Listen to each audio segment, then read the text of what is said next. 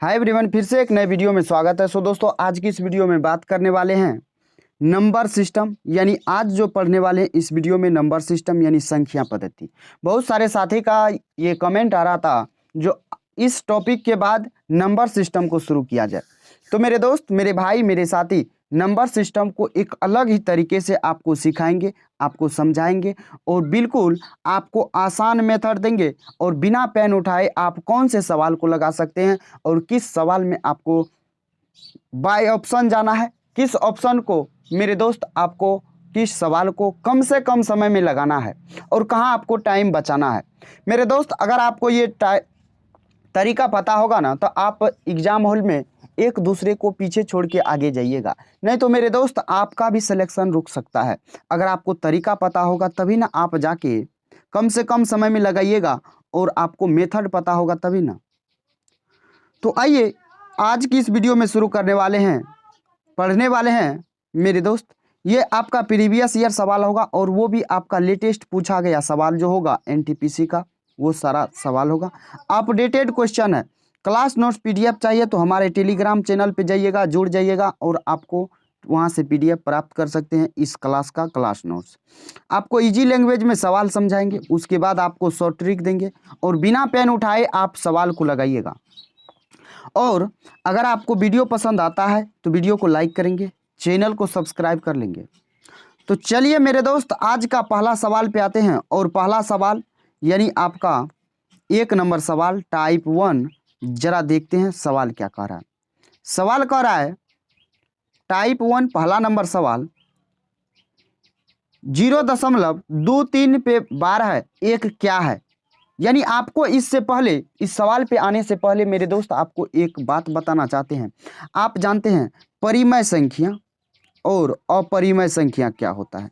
परिमेय संख्या और अपरिमेय संख्या क्या होता है, इस बात को आपको जानना जरूरी है।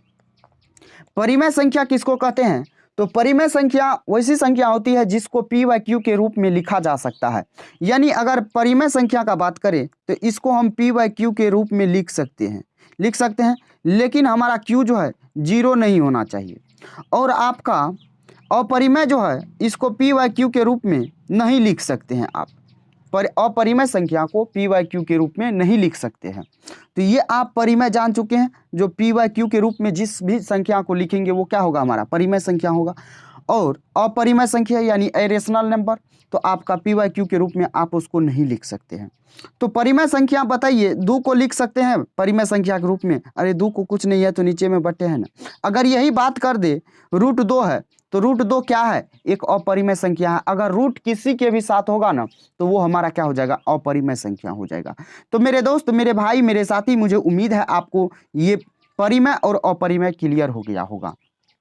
तो सवाल कहा 0.23 पे 12 एक क्या है। ये एनटीपीसी 2021 में पूछा गया सवाल है।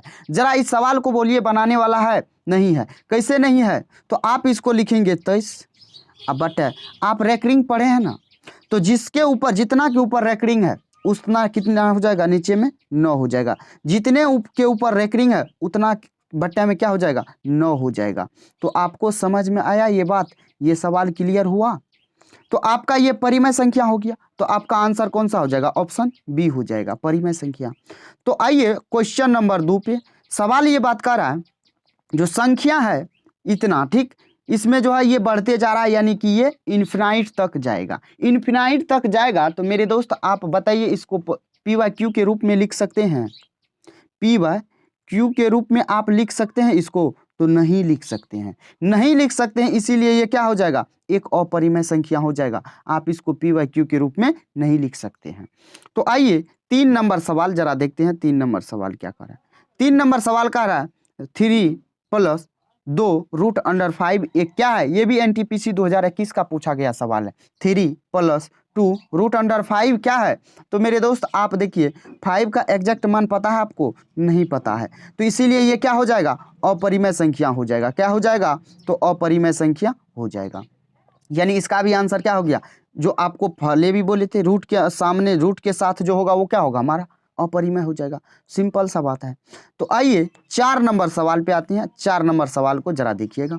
4 नंबर सवाल √3 + √11 का होल स्क्वायर एक क्या होगा?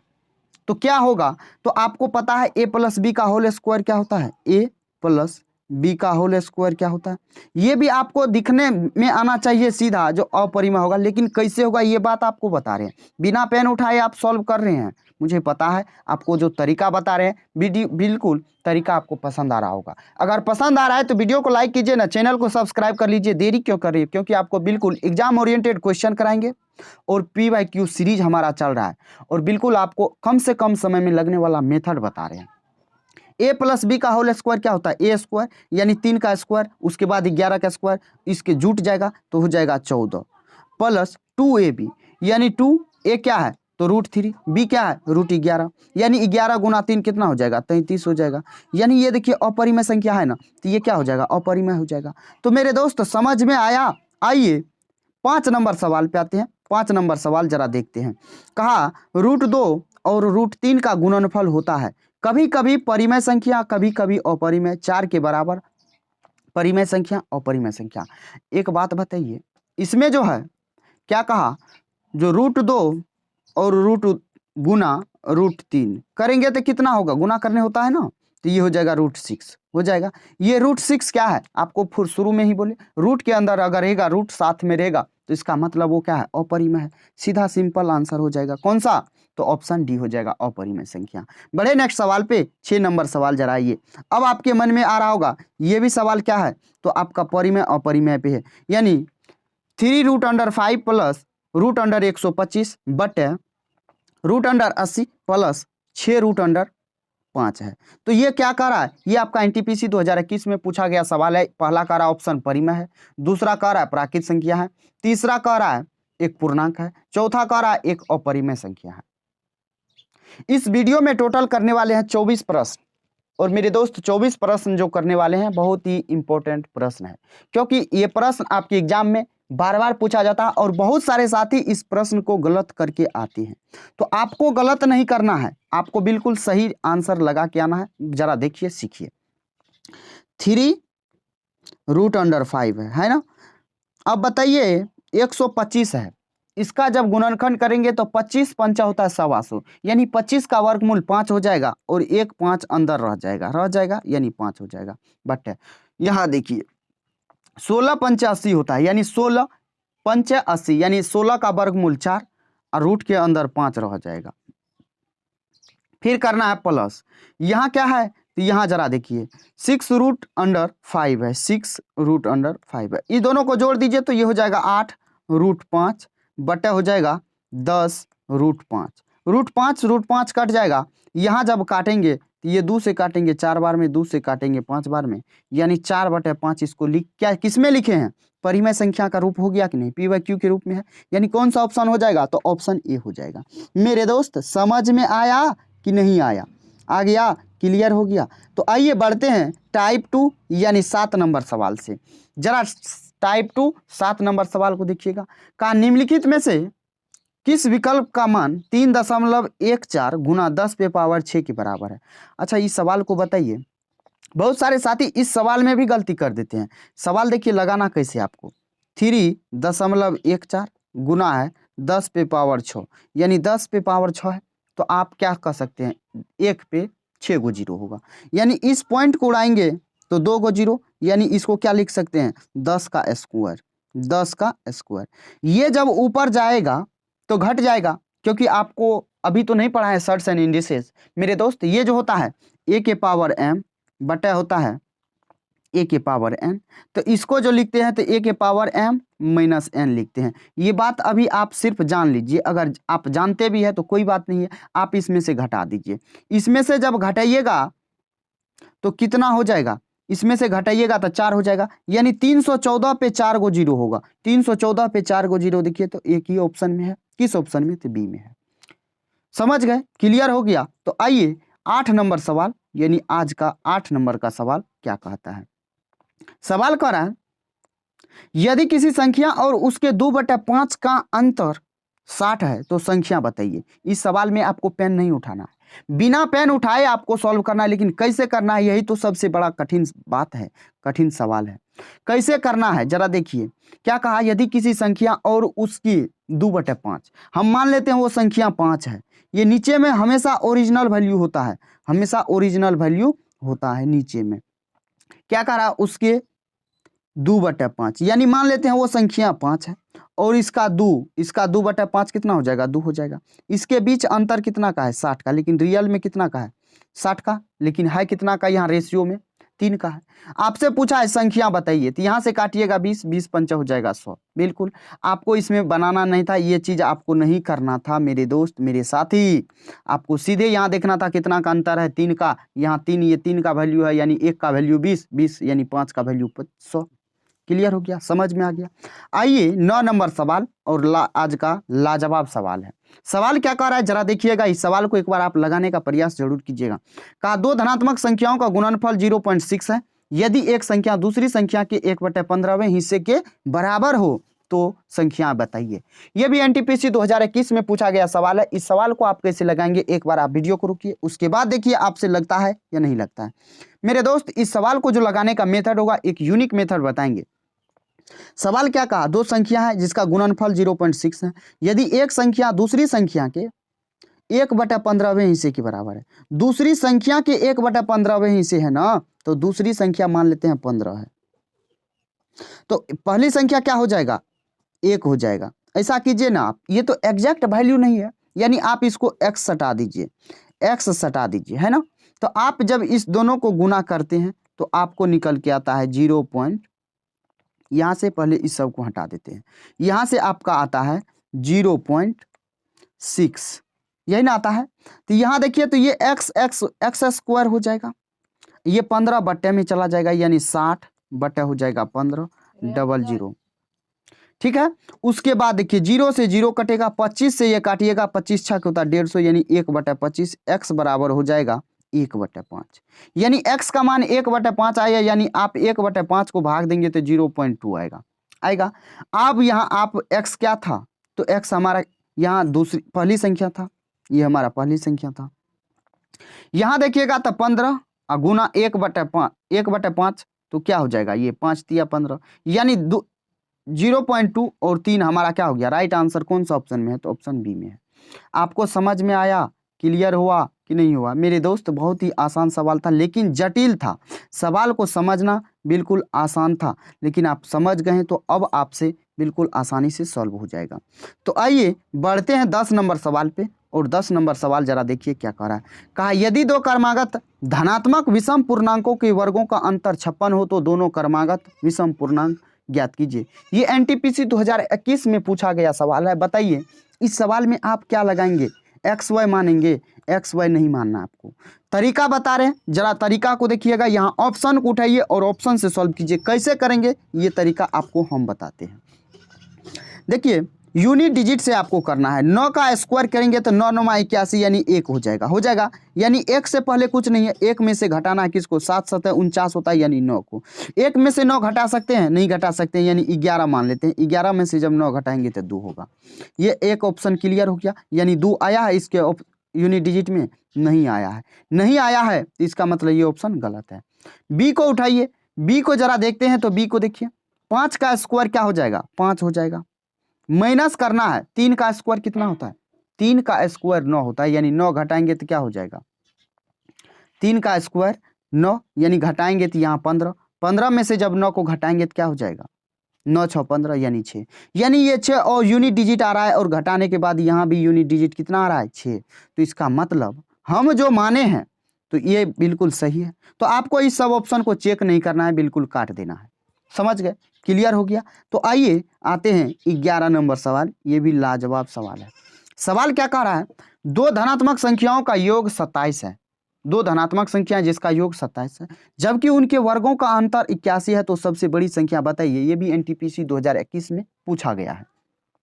जरा इस सवाल को देखिए, तो क्या कहा, दो संख्या ए क्या है, दो संख्याओं का योग 27 है, यानी a + b मान लेते हैं 27 है ना।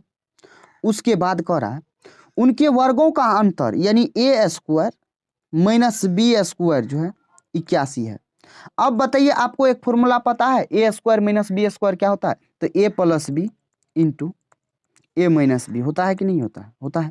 तो ये हो जाएगा 81 हो जाएगा।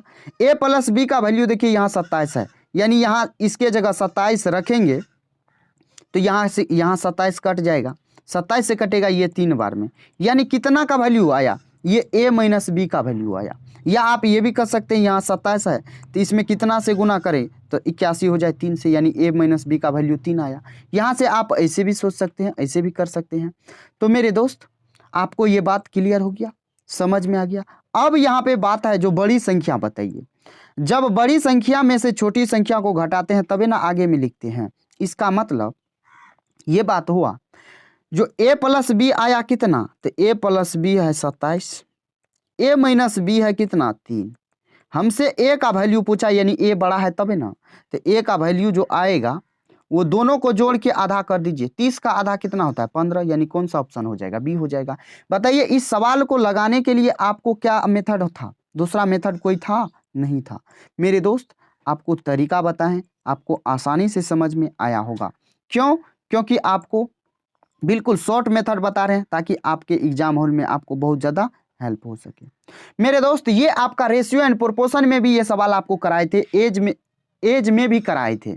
लेकिन आप बताइए इस सवाल को आप लगा सकते हैं, दो प्राकृत संख्याओं का अनुपात 6:8 है और उनका गुणनफल 768 है, तो छोटी संख्या बताइए। ये एनटीपीसी 2021 में पूछा गया सवाल है। ये सवाल आपको बार बार करा रहे हैं। कहाँ कहाँ कराए हैं? आपको रेशियो में कराए हैं, एज में कराए हैं। और इस सवाल को आप सॉल्व करके आपको आंसर कमेंट बॉक्स में देना है, जो इसका आंसर कौन सा होगा। आइए 13 नंबर सवाल पे आते हैं। 13 नंबर सवाल क्या कह रहा है? 13 नंबर सवाल कह रहा है 85 से छोटी सभी समप्राकृत संख्याओं का योग बताइए। ये एनटीपीसी 2021 में पूछा गया सवाल है। जरा इस सवाल को देखिए, तो सवाल क्या कर रहा है? 85 से छोटी, 85 से छोटी यानी आप ये तो कह सकते हैं सम संख्या क्या होता है? जिसमें 2 से भाग लगे, यानी 85 से छोटी कौन सा हो जाएगा? 84, यानी 2 से लेके 84 तक के आपको सम का सम निकालना है।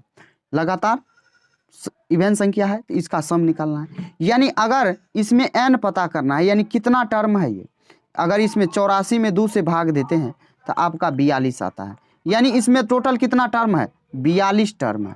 कितना टर्म है? ये सब चीज़ आपको लिखना नहीं है, ये सब चीज़ आपको समझाने के लिए लिखे हैं। तो आप यहाँ से देखेंगे तो आपका n कितना आया है? n आया है आपका 42 आ गया। और आपका जो फॉर्मूला आता है n तक के सभी प्राकृत संख्याओं का योगफल, वो होता है n इंटू n प्लस 1। समझ गए? तो यहाँ 42 है तो 42, अब गुना हो जाएगा कितना? 42 1 43। यहाँ देखिए 3 दूना 6 यूनिट डिजिट, आप 6 से भी काम चला सकते हैं। ये सब चीज़ आपको लिखने के लिए, समझाने के लिए किया, नहीं तो ये सवाल भी आप बिना पेन उठाए सॉल्व कर सकते हैं। मेरे दोस्त आइए 14 नंबर सवाल, जरा 14 नंबर सवाल को देखिए। तो 14 नंबर सवाल क्या कर रहा है? सवाल ये बात कर रहा है 2 से लेकर 281 तक के सभी समपूर्णांकों का योगफल बताइए। ये भी एनटीपीसी 2021 में पूछा गया है। 2 से लेकर, यानी 2 को उठाना है और 2 को साथ लेना है और 280 तक जाना है। इसमें टोटल टर्म कितना है? 2 से भाग दीजिए, 140 टर्म है। और अभी आपको बताएं समपूर्णांक निकालने के लिए, यानी 140 गुना 141 हो जाएगा। तो आप देखिए यूनिट डिजिट 0 आएगा, 0 में किसी भी संख्या से गुना करते हैं तो 0 आता है, यानी यहाँ पे 0 आएगा यूनिट डिजिट, तो 0 एक ही ऑप्शन में है, यानी हमारा राइट आंसर हो जाएगा। आपको सीधा देखना है, समझना है। आइए सवाल का 1 से 12 तक के वर्गों का, संख्या के वर्गों का योग कितना होगा? ये भी एनटीपीसी 2021 में पूछा गया सवाल है। इस सवाल को आप कैसे करेंगे? 1 से 12 तक के सभी वर्गों, संख्याओं के सभी वर्गों का योगफल पूछा है। तो सभी लगातार n तक के लगातार प्राकृत संख्या के वर्गों का योगफल होता है n into n plus 1 into 2n plus 1 upon में होता है 6। यानी आप यहाँ से लगाइए 12 तक का है तो 12, 12 तक का है तो 12, 12 में 1 जोड़ेंगे तो 13, फिर गुना करना है। यहाँ कितना हो जाएगा? 12 दूना 24, 1 25, बटे हो जाएगा 6। 6 से काटेंगे 2 बार में, 25 दूना 50, 13 50 65, यानी 650। समझ गए? तो कौन सा ऑप्शन है? ऑप्शन सी है। तो आइए 15 हो गया, तो अब 16 पे बढ़ते हैं और जरा 16 नंबर सवाल को देखते हैं। 16 नंबर सवाल क्या कह रहा है? 16 नंबर सवाल को देखिए और 16 नंबर सवाल पे आते हैं। कहा एक से 10 और दोनों शामिल है तक की प्राकृत संख्या के घनों का योगफल क्या होगा। घनों का योगफल पूछा, ये भी एनटीपीसी 2021 में पूछा गया सवाल है। अब देखिए यहाँ पे इस सवाल को कैसे लगाएंगे। इसका जो फॉर्मूला होता है n इंटू एन प्लस 1 बटे 2 का पावर यानी पावर स्क्वायर होता है। n इंटू एन प्लस 2 का होल स्क्वायर होता है। तो यहाँ से आपको देखना है 10 गुना 11 बटे 2, 2 से काटेंगे ये 55 बार में, सॉरी 5 बार में, इसका स्क्वायर यानी 55 का स्क्वायर कर देना आपको। 55 का जब स्क्वायर करेंगे तो आप बताइए यूनिट डिजिट 5 ही ना होगा, तो 5 होगा तो कौन सा ऑप्शन हो जाएगा, ऑप्शन बी हो जाएगा। समझ में आ गया। आइए टाइप 3 शुरू करते हैं और यहाँ से 17 नंबर सवाल। ये हमारा स्थानीय मान यानी प्लेस वैल्यू और फेस वैल्यू पे 3 सवाल है। जरा इसको भी देख लेते हैं। देखिए आपके मन में ये आता होगा जी ये सब पूछता है, ये सब मेरे दोस्त पूछता है, ये देखिए ना एनटीपीसी 2021 में पूछा गया सवाल है, पूछता है। तो स्थानीय मान क्या होता है, यानी जिस स्थान पे वो है वो उसका क्या वैल्यू है, जिस स्थान पे वो है उसका क्या वैल्यू है, यही हमारा स्थानीय मान होता है। और अंकित मान जो होता है यानी फेस वैल्यू, यानी जो आपको दिख रहा है वही उसका फेस वैल्यू है। यानी आपके सामने अगर 1 रुपया रखा जाए तो उसका फेस वैल्यू क्या है, तो 1 रुपया है। अगर 5 रुपया है, अगर उसके सामने फेस वैल्यू कहा जाए तो आप कहेंगे 5 रुपया है, यही ना कह सकते हैं। अगर 1000 रुपया अगर उसका कह दे स्थानीय मान क्या है तो 1000 है। इस प्रकार से हमारा स्थानीय मान और अंकित मान होता है। तो सवाल में ये बात कर रहा है संख्या इतना है, इसमें 8 और 4 के स्थानीय मानों का अंतर। अब यहाँ से देखिए तो 8 का जो स्थानीय मान निकालेंगे तो 8 के बाद कितना जीरो होगा, 1 2 3 4, यानी 4 जीरो यानी 80,000 होगा, 80,000। उसके बाद 4 का स्थानीय मान कर रहा है, यानी 4 है तो 4 के बाद 2 अंक है यानी 400 घट जाएगा। जब आप 80,000 में से 400 घटाएंगे तो आप इस सवाल को मौखिक सॉल्व कर सकते थे। इस सवाल में पेन उठाना वाला नहीं है ये सवाल। तो कितना को ये बात नहीं आता होगा और मौखिक सॉल्व करने नहीं होता होगा, वो आप ऊपर नीचे कीजिएगा उसके बाद घटाइएगा। लेकिन आप बताइए 80,000 में से 400 घटाएंगे तो 79,600 बिल्कुल आपको दिख रहा होगा और आपको समझ में भी आ रहा होगा। तो मेरे दोस्त ये आपका 17 हो गया। अब उसके बाद आपका 18 नंबर सवाल है, ये भी उसी पे आधारित है। तो ये सवाल आपको छोड़ देते हैं और आप इस सवाल को देखते हैं कितना समय में लगा पाते हैं, ये बात आप कमेंट सेक्शन में लिख के बताइएगा। और उसके बाद देखिए यहाँ पे 19 नंबर सवाल, इतना में 5 का स्थानीय मान, 5 है तो 5 का स्थानीय मान पूछा, 5 का स्थानीय मान पूछा यानी 5 के बाद कितना जीरो, 1 2 3 4 5 6 7, 7 जीरो है। तो आप बताइए एक बार फिर से चेक कर लीजिए कितना जीरो है, 1 2 3 4 5 6 7, 7 जीरो है, यानी कौन सा ऑप्शन हो जाएगा, तो ऑप्शन आपका सी हो जाएगा। 5 गुना 10 पे पावर 7। तो आपका समझ में आ गया। आइए टाइप 4 शुरू करते हैं और 20 नंबर सवाल से। सवाल कर रहा है 20 से छोटी अभाज्य संख्याओं की संख्या बताइए। 20 से छोटी अभाज्य संख्याओं की संख्या पूछा है, 20 से छोटी। एक बात जानते हैं आपको याद रखना होगा, 1 से 50 तक में जो है अभाज्य संख्याओं की संख्या 15 है। कितना है, 15 है। और 50 से लेकर 100 तक जो है 10 गो है। क्या गो है, तो 10 गो है। और यहाँ 15 है। तो मेरे दोस्त यहाँ तो आपको ये काम नहीं करेगा, लेकिन आपको ये याद रखना जरूरी है। तो कहा 20 तक कितना हो जाएगा, 20 तक जब आप 2 3 5 7 11 13 17 19 लिखेंगे तो आपका निकल के आएगा 8। समझ गए। तो आपके जानकारी के लिए ये बता दिए और आपको बहुत ज़्यादा हेल्प ये करेगा। आप इसको याद रखेंगे, 1 से 50 तक 15 गो और 50 से 100 तक 10 गो। समझ गए। और 1 से 100 तक कितना, 25 गो। तो ये बात समझ गए, ये क्लियर हो गया। आइए सवाल कह रहा है अभाज्य संख्या पे ही है। कहा 2 से बड़ी और 30 से कम ऐसी कितनी संख्याएं हैं जो केवल एक और स्वयं से विभाज्य। एक और स्वयं से केवल विभाज्य यानी हमारा अभाज्य संख्या के बारे में बात हो रहा है। तो ये एनटीपीसी 2021 में पूछा गया है। एक बात बताइए, 2 से बड़ा करा है यानी 2 को छोड़ देना है, 3 से उठाना है। जब 2 से अभी 20 तक गए थे, 2 से अभी 20 तक गए थे, सॉरी 1 से 20 तक गए थे तो 8 गो आया था। उसमें 2 को घटा देंगे यानी 1 घटा देंगे, बचेगा 7, 7 गो बचा। अब 20 के बाद कौन सा है, तो एगो 23 है, एगो 29 है, यानी 2 गो। तो 7 प्लस 2 कितना हो जाएगा, 9 गो हो जाएगा कि नहीं। तो ये कौन सा ऑप्शन है, ऑप्शन ए हो जाएगा। समझ गए। आइए 22 नंबर सवाल। 22 नंबर भी सवाल आपका अभाज्य संख्या पे है। कहा 109 और 109 और 121 दोनों शामिल के बीच कितने पूर्णांक अभाज्य संख्या है? ये भी एनटीपीसी में पूछा गया सवाल है। सवाल करा 109 को भी लेना है और 121 को भी शामिल करना है। जब दोनों को शामिल कर रहे हैं तो हमको बताइए जी इसके बीच कितना अभाज्य संख्या है। एक बात बताइए, इसमें ये जो है 109 ये भी अभाज्य संख्या है, ये आपको पता होना चाहिए। 109 जो है ये भी अभाज्य संख्या है। उसके बाद आता है 110 जो नहीं होगा, 111 3 से कटेगा, 112 2 से कटेगा, 113 आपका 113 आ जाएगा, 113 हो जाएगा। उसके बाद 21 तक में कोई नहीं होगा, यानी कौन सा ऑप्शन हो जाएगा? दो, सिर्फ दो गो है तो दो हो जाएगा। आइए 23 नंबर सवाल क्या कह रहा है? कहा 119 का स्क्वायर माइनस 111 का स्क्वायर को हल करने पर प्राप्त परिणाम एक डैश होती है।